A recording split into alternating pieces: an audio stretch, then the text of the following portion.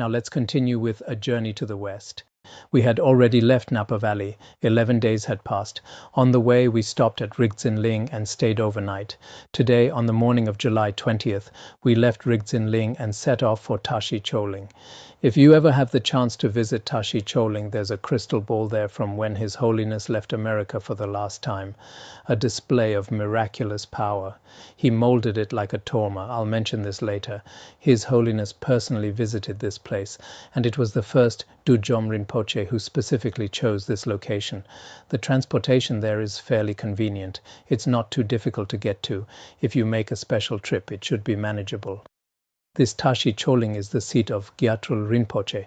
Gyatrul Rinpoche passed away a few years ago, actually last year. It's his Dharma center. Along the way there were many forests and mountains. The scenery of the American West Coast was quite similar to the land of Tibet. It was really pleasing to the eye. I'm not sure if it's appropriate to compare it to Tibet, but it's true that the Tibetan plateau can also look quite beautiful at times. The scenery is lovely.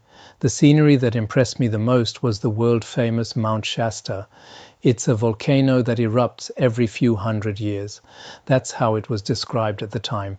Its elevation is about 316 meters. That's even higher than our academy. The summit is covered with snow year-round. Native Americans in the area believe it to be the center of the world. It is as holy to them as Kang Rinpoche is to Tibetans. That's why it has attracted many yoga practitioners and followers of spirituality. Nearby, there are many Buddhist centers, meditation centers, and yoga centers.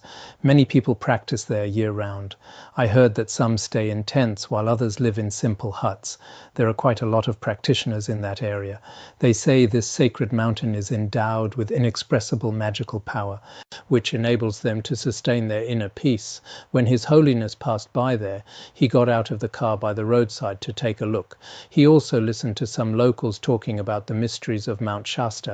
Actually, His Holiness sometimes, when on long road trips, if there was a nice spot along the way, he would sit down, have something to eat, drink something, chat a bit, rest for a while, and then continue. Otherwise, it gets tiring. He would do this whether in China or abroad. Actually, Tibetans in the old days, when traveling, would often stop to make tea and have a picnic. It's a tradition. We also enjoy doing this. If the road is long, we wouldn't insist on finding a restaurant or a hotel. We'd prefer to make tea outdoors, especially when making tea with the smoke rising. Since childhood, I've had a fondness for this. I really enjoy it. His Holiness was often like this too, saying by the roadside, "Oh, this place looks nice. Should we sit down and rest a bit before continuing?" For instance, when there were many flowers or when the mountains were beautiful. Even now, sometimes when we travel to certain places, I think, if His Holiness were here, he would definitely stop here. I often have such wistful thoughts. Afterward, we continued our journey. After about 2 or 3 hours drive, we arrived at Tashi Choling in southern Oregon. This Tashi Choling is actually Gyatrul Rinpoche's temple. In accordance with the Tibetan Buddhist tradition, they greeted His Holiness with a grand reception ceremony at the temple. There weren't that many people there that day, but they began making offerings, mandala offerings in the Tibetan tradition, Buddha statues, stupas, scriptures, the representatives of the 3 jewels. They also invited His Holiness to consecrate the main shrine hall. Earlier, we had some group photos at this temple. They weren't actually taken that day. They were taken the next day, but I placed them earlier in the book. The person next to me is called Naima. He has since returned to lay life. He's one of the 3 of us in the photo we took yesterday. I think he's in New York or somewhere. He has several children now. Behind me there's a yogi with long hair. His name is Sonam. He was a disciple of Dudjom Rinpoche and Dudjom Rinpoche's eldest son, who is the father of the current Khenpo Rinpoche. He was their disciple. He's now the abbot of a temple called Pema Osa Ling, or somewhere like that. Next to him is Lama Ozer, and further along is Lama Jigme. Lama Jigme is now in Taiwan. Last year he was in Taiwan. Sometimes he's also in America. Last year I had a video call with him. Next to Gyatrul Rinpoche is Lama Rangdrol. The others you should recognize. Actually, this photo was probably taken on the 18th, but I placed it earlier in the sequence. Then His Holiness performed the consecration. You can see everyone holding rice in their hands as His Holiness blessed the shrine. If you visit Tashi Choling in the future, all the Buddha statues there were consecrated by His Holiness. His Holiness gave some teachings to the local Buddhists, just a brief one, as there weren't many people. Our main teaching was scheduled for the following evening. Those present were mainly their staff members. In the evening in the temple, His Holiness watched a video of Dudjom Rinpoche conferring a Vajrasattva empowerment. His Holiness said to us, "I was eager to meet Dudjom Rinpoche. Unfortunately, however, he has already passed into parinirvana. I don't have this opportunity in this life." In order to build a connection with him, we can watch this video recording from beginning to end. When the liturgy needs to be recited during the empowerment, His Holiness recited along, as if he were receiving the empowerment in person. He recited all the parts that needed to be repeated. This empowerment was given in Sikkim or India. The video was of high quality. After watching it, His Holiness seemed to have truly received the empowerment. Of course, in the future, we cannot rely on video recordings to receive empowerments. As it says below, for ordinary practitioners, empowerments and transmissions received through videos cannot be transmitted forward to others. However, in terms of personal practice through such video and audio recordings, you can receive special blessings. It's just a blessing. I received empowerment through a video recording, so can I now study the tantric teachings based on that? Definitely not, because if we were to pass on such a practice, it wouldn't be appropriate. Although receiving empowerment is indeed a challenge nowadays, sometimes it's hard to find a qualified teacher. But regardless, for empowerments and transmissions, when it comes to transmissions, if we listen through simultaneous translation, it's generally accepted that one can receive the transmission. Whether by phone, video or audio, that's acceptable. But for empowerments, there are many visualizations and certain ritual objects involved. These aren't convenient to do remotely, so this isn't recommended. However, for some special blessing empowerments, it depends on the situation. Of course, this shouldn't become a bad habit going forward. Otherwise, it would be harmful to Tibetan Buddhism. Anyway, this is what happened at that time. His Holiness did this based on a special interdependent origination. At first I thought it was a Chenrezig empowerment, but later I found out it wasn't Chenrezig, it was a Vajrasattva empowerment. His Holiness later confirmed this with Gyatrul Rinpoche. Next is Laughter Inside the Tent, July 21st. We arrived on the 20th. On the morning of the 21st, Gyatrul Rinpoche offered His Holiness a tent, which was already put up on the grass. His Holiness seemed to like it a lot. He said it could be used in the summer when we were back in the land of Tibet. Later, His Holiness kept calling it Gyatrul's tent. He always referred to it as Gyatrul's tent. I wonder if it still exists. The other day I wanted to ask Lama Mumtso about it, but I didn't dare ask, so I didn't. I wonder if it's still around. It probably is. The tent looked small, but unexpectedly, all 13 of us managed to sit inside, and it didn't look crowded at all. To bless this tent, His Holiness first led us in chanting Wangdu and the mantra of the 9 principal magnetizing deities.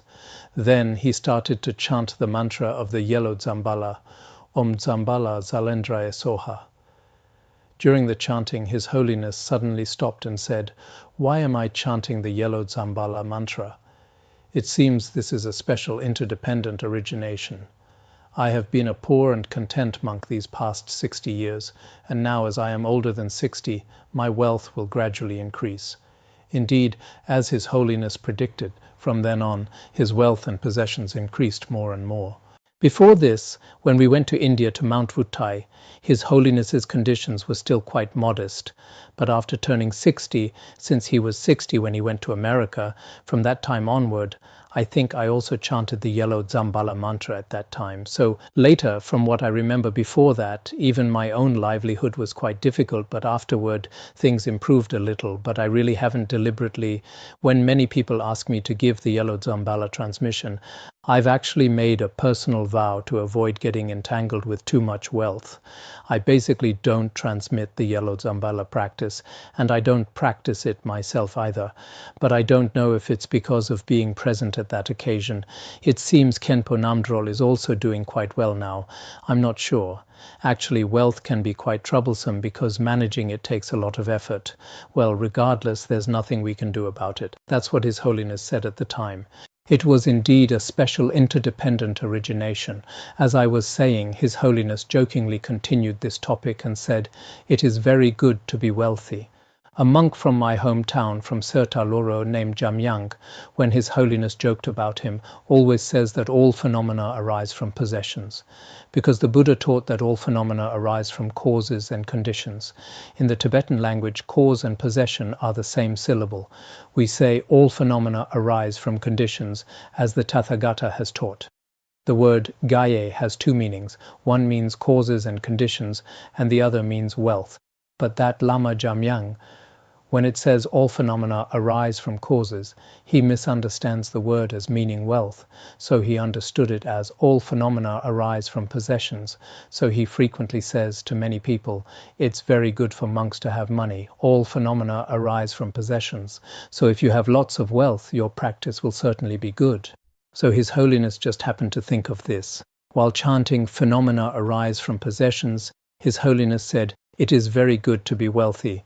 Our Lama Jamyang says all phenomena arise from possessions, because in Tibetan, wealth and causes are the same word. This Lama was probably not very learned. He hadn't studied the meaning of this verse, because in Chonam Tamgye, the word gye has two meanings. One is wealth, one is causes and conditions. But that Lama took it to mean wealth. So all Dharma teachings arise from wealth. Having money is wonderful. That's how he understood it. You must get rich. You must get rich. To practice the Dharma, you must get rich. His Holiness mimicked Jamyang's tone of voice, and we all burst out with laughter, our bodies shaking back and forth. That's how it felt at the time. Then a student offered yogurt to His Holiness. His Holiness said, "Yogurt was my basic food when I studied at Changma Hermitage in Sershal. To create an auspicious interdependence today, instead of using bowls, I will give each one of you some yogurt in your hands." We all joyfully held our hands to receive the yogurt given by His Holiness, one by one. Everyone drank it. So if you have yogurt, have a little. I'll have some tea. I didn't prepare yogurt, but next time, if there is some, "Oh, it seems you didn't get any either. Oh, there's still this kind of yogurt now. All right, for the rest of you next class, prepare some yogurt yourselves and have a little. I'll also prepare some for next class. I didn't have time today. So while you're having your yogurt, let's chant the King of Aspiration prayers together."